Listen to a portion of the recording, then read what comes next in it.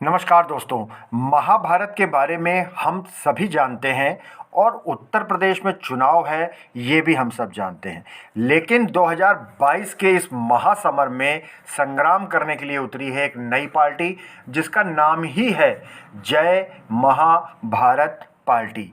आज इसके प्रदेश कार्यालय का उद्घाटन राजधानी लखनऊ के सरोजिनी नायडू मार्ग पर पार्टी के संस्थापक और राष्ट्रीय अध्यक्ष भगवान श्री अनंत विष्णु देवा प्रभु जी द्वारा किया गया। साथ ही उत्तर प्रदेश में 403 सीटों पर चुनाव लड़ने की बात की गई और जो पहला चरण जिसका नामांकन 10 तारीख से शुरू हो रहा है उसके लिए उम्मीदवारों की पहली सूची जारी हो गई। पार्टी पंजाब में, उत्तराखंड में गोवा में चुनाव लड़ी है, उसी तरीके से उत्तर प्रदेश की 403 सीटों पर चुनाव लड़ी। प्रभु जी ने बताया कि 2 एजेंडे पार्टी के मेन हैं जिसमें कि मुफ्त शिक्षा और चिकित्सा, ये 2 को मॉडल बना करके पार्टी राजनीतिक तौर से काम कर रही है। पिछले 8 महीने से संगठन के रूप में काम हो रहा था और अब धीरे धीरे करके चरण के जैसे जैसे चरण घोषित होते जाएंगे वैसे वैसे उम्मीदवारों की सूची घोषित होती जाएगी। तो आइए बात करते हैं प्रभु जी से। आज का दिन हमारा ऑफिस का उद्घाटन पे आया हो सभी मीडिया बंधु को अभिनंदन करते हैं। आज वैकुंठ एकादशी है, इसके भी सारा उत्तर प्रदेश जनता को, देश का जनता को मैं अभिनंदन करता हूं। और जय महाभारत पार्टी पूरा उत्तर प्रदेश में 403 सीट में चुनाव लड़ने की तैयारी में है और प्रत्याशी लोगों का सिलेक्शन प्रक्रिया चल रहा है। अभी तक लगभग 150 प्रत्याशी तक लिस्ट आ चुका है। पहले चरण के लिए फिल्टर चल रहा है। जो पहले चरण का लिस्ट हम 16 या 17 तारीख रिलीज़ कर रहा है। फेज वाइज लिस्ट नोटिफिकेशन से 1-2 दिन पहले हम छोड़ने वाला है। जय महाभारत पार्टी पूरा उत्तर प्रदेश में 403 सीटों पे चुनाव लड़ रहा है और हमारा नेशनल स्पोक्स पर्सन राजू कोसला जी का लीडरशिप में चल रहा है। और यहाँ पे हमारा कोमी साहब और इनका मित्र मंडली बहुत हमको सहयोग दे रहा है सारा उत्तर प्रदेश में। और हमारा लियाकत साहब पूरा जय महाभारत पार्टी में उत्तर प्रदेश में कंधे कंधे लगा के पूरा काम कर रहा है जय महाभारत पार्टी के लिए। महाराज जी, मुद्दे क्या रहेंगे इस चुनाव में? सबसे बड़ा मुद्दा बेरोजगारी की मिटाना। पूरा उत्तर प्रदेश में रोजगार का व्यवस्था 100% करना है, ये पहली मुद्दा होगा। और इसके साथ साथ पूरा उत्तर प्रदेश में लॉ एंड ऑर्डर को प्रॉपरली कंट्रोल करके जो महंगाई की ख़त्म करना है और पूरा उत्तर प्रदेश में 100% मीन्स 100% एजुकेशन मेडिकेशन फ्री देने का हमारा योजना है। Private education system, private medication system ban करने का हमारा सोच है। मेरे कहने का महाभारत इसलिए कहा जाता है मेरा देश को, इस देश में कई देशों से विदेशी यहाँ आके आया, लूट के चले गया, लेकिन भारत एक दिन भी किसी देश के ऊपर हमला नहीं किया, किसी देश के ऊपर कब्जा नहीं किया। इसलिए मेरा देश महान है। जय महाभारत पार्टी का मतलब है मेरा देश महान है, इसका मीनिंग ये है असली रूप में। महाराज जी, आपने लॉ एंड ऑर्डर की आपने बात करी है। महाराज जी, लॉ एंड ऑर्डर की आपने बात करी है। वन बाई वन पूछा तो आई विल। जय महाभारत पार्टी में हर एक कार्यकर्ता प्रदेश अध्यक्ष उत्तर प्रदेश में जो काम अच्छा करता उसके लिए हम कार्य का गठन करने के लिए सोच रहा है। हमारा पहले टोटल नेशनल प्रेसिडेंट से लेकिन कार्यकर्ता तक सारा पदाधिकारी हमारा जय महाभारत पार्टी में इक्वल है। हमारा अभी टारगेट है 403 सीट लड़ाना है, यहाँ पे लोगों को विकल्प देना है। पार्टी कभी किसी से समझौता न होता। ये पूरा जय महाभारत पार्टी अखंड भारत में बीजेपी और कांग्रेस का विकल्प है। ये कभी बीजेपी से कांग्रेस से जिंदगी में गठबंधन नहीं करते। और जय महाभारत पार्टी अगर लाइक माइंडेड लोगों में है, रीजनल लेवल पे अगर समझौता होता जनता के हित के लिए, टाइम अकॉर्डिंग टू टाइम सोचना पड़ेगा। ये उत्तर प्रदेश में पहले लगभग 8 महीने से हमारा पूरा पदाधिकारी ग्राउंड वर्क कर चुका है। लगभग 800 लोगों का प्रत्याशी को भी कच्चा लिस्ट हमारा पास है। हम ऐसा नहीं है, पहले प्रत्याशी का दिल कैसे सेवा भाव होना चाहिए, कमर्शियल माइंड नहीं होना चाहिए। जो पैसा मिलता या पैसा जीतने के बाद दूसरी पार्टी में जाएंगे पैसे के लिए, ऐसे लोग हम नहीं चाहिए।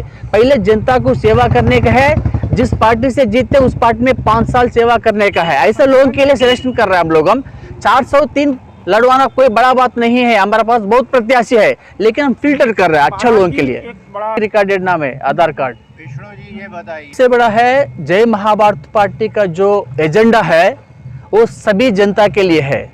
तो फ्री एजुकेशन किसको नहीं चाहिए, फ्री मेडिकेशन किसको नहीं चाहिए। आज माँ बाप का बोझ है बच्चों लोगों का प्राइवेट स्कूल में पढ़ाना, सरकारी स्कूल में सुविधा नहीं रहा है, जानबूझ के सरकारी स्कूल को डिस्करेज करते प्राइवेट स्कूल को एंकरेज कर रहा है लुटाई करने के लिए। हॉस्पिटल का सिस्टम देख लीजिए, जब आप लोगों हॉस्पिटल में जाते प्राइवेट हॉस्पिटल कैसा रहता है, गवर्नमेंट हॉस्पिटल का व्यवस्था कैसा रहता। जो प्राइवेट हॉस्पिटल में छोटा चीज के लिए बड़ा बड़ा पैसा वसूल करते आप लोगों ने देख चुका है। इसलिए मेरा दर्द सिर्फ जय महाभारत पार्टी का नहीं, हर पार्टी का, हर देशवासी का, हर नागरिक का ये समस्या है। एजुकेशन के नाम पे, मेडिकेशन के नाम पे पूरा लुटाई चल रहा है। कोरोना का टाइम पे सोने के लिए बेड्स नहीं है, तो देश में मंदिर बड़ा पड़ा है, मस्जिद बड़ा पड़ा है, चर्च बड़ा पड़ा है, लेकिन जब जान का खतरा है तो ट्रीटमेंट करने के लिए कोई बेड्स नहीं हॉस्पिटल में। ये शर्म का बात है, सोचने का बात है। ये दर्द हमारा है, ये मेरा मुद्दा है। अखंड भारत में एजुकेशन मेडिकेशन फ्री होना चाहिए, चाहे गरीब हो या अमीर हो, कोई लेन देन नहीं, irrespective of caste, creed, race, religion. जो शिक्षा और स्वास्थ्य दो वो अपना अपना काम करेगा। बिजली सब्सिडी दे देंगे, ये सब्सिडी दे देंगे, ये ड्रामाबाजी जय महाभारत करेगा नहीं। सिर्फ एजुकेशन मेडिकेशन बिना कोई चीज फ्री नहीं मिलेगा, ये हमारा वादा है। और एमएलए एमपी लोगों को उसी कॉन्स्टिट्यूंसी में ऑफिस होना जरूरी है। यहाँ 403 एमएलए लोगों लड़के लखनऊ में बैठ के क्या करेगा, तो कैबिनेट में जो काम कर रहे हैं वो बैठने दीजिए, बाकी लोगों तो कॉन्स्टिट्यूंसी में बैठना पड़ेगा। जय महाभारत पार्टी डिसेंट्रलाइजेशन सिस्टम लाने वाला है। हर एमएलए ऑफिस में जैसा तहसीलदार का, जैसा एसपी का ऑफिस रहता, थानेदार का ऑफिस रहता, एमएलए का ऑफिस कम रेसिडेंस रहेगा, वो जनता के पास रहना पड़ेगा। जब असेंबली सेशन के टाइम पे आना या अटेंड करो, फिर जाकर लोकल में जाओ, तुरंत तो समस्या सॉल्व हो सके। और ये किसानों का बात कर रहा है, हमारा जय महाभारत पार्टी में एजेंडा ये है, किसान को हम पहले निर्धारित करके बताएंगे आपका फसल ये रेट में खरीद लेंगे, फिक्स है। जैसा होटल में जाते मेनू रहता ऐसा आज व्यवस्था क्या है, किसान फसल लाने के बाद मार्केट में लाते, कोई रेट फिक्स नहीं होता, मिनिमम सपोर्ट प्राइस का बात ही नहीं है। इसलिए गांव में किसानों का मार्केट रेट सरकार का बनेगा, जो फसल का रेट पहले डिसाइड करके हम ये फसल ये रेट में खरीद के, ये सिस्टम होना जरूरी है। जो किसान आज मजबूरी में है देश का, जो किसान अन्नदाता है। जय महाभारत पैदा हो गया किसानों के लिए, कश्मीर से कन्याकुमारी तक नदियों को जोड़ के खेतबाड़ी किसानों को पानी देना, पीने का पानी देना है। और जीएसटी है, ये देश में जीएसटी 28% की क्या जरूरत है, 16% जीएसटी इज एनफ। जीएसटी को हम रिपील्ड करेंगे आने वाले लोकसभा चुनाव में। जय महाभारत पार्टी 543 सीटों पे चुनाव लड़ रहा है, उसका नाम है कॉमन टैक्स। जीएसटी को रिपील्ड करके कॉमन टैक्स 16% इज एनफ देश में। एक छोटा सा कांग्रेस को छोड़ के और जनता के हित में अलायंस करना नहीं करना हम जनता से राय पूछेंगे, लेकिन जीवन में कभी भी जय महाभारत पार्टी बीजेपी को कांग्रेस के साथ कभी नहीं जाएगा, कभी जीवन में नहीं जाएगा। हमारा स्टैंड है, ये स्टैंड है। नो हम किसी का नाम ही नहीं बताते, किसी ने सपा के पक ऐसा बात ही नहीं करते हम लोगों। जीतने के बाद जो 50 लोगों बात करके मुद्दा क्या है, इश्यू क्या है, जनता का ओपिनियन क्या है, अकॉर्डिंग टू दैट सपोर्ट देना या नहीं देना। बीजेपी कांग्रेस को तो जिंदगी में देते नहीं, ये हमारा तीसरी विकल्प है देश के लिए है।